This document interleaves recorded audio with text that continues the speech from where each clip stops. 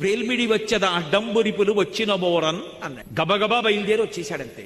శరణాగతి ఉత్తర క్షణం ప్రయోజనాన్ని ఇచ్చేస్తుంది. ఒకటి సాధనన్నా చెయ్యాలి. అంటే సాధన ఎందు ఒడుదుడుకులుంటాయి. మనసు వెంటనే మాట వినదు.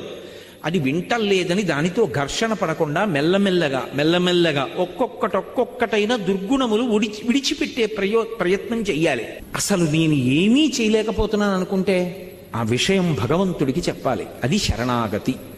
ఇప్పుడు సంసాధన అన్న మాటకు అర్థం ఏమిటంటే మనసుని సంస్కారవంతం చేసుకోవడం.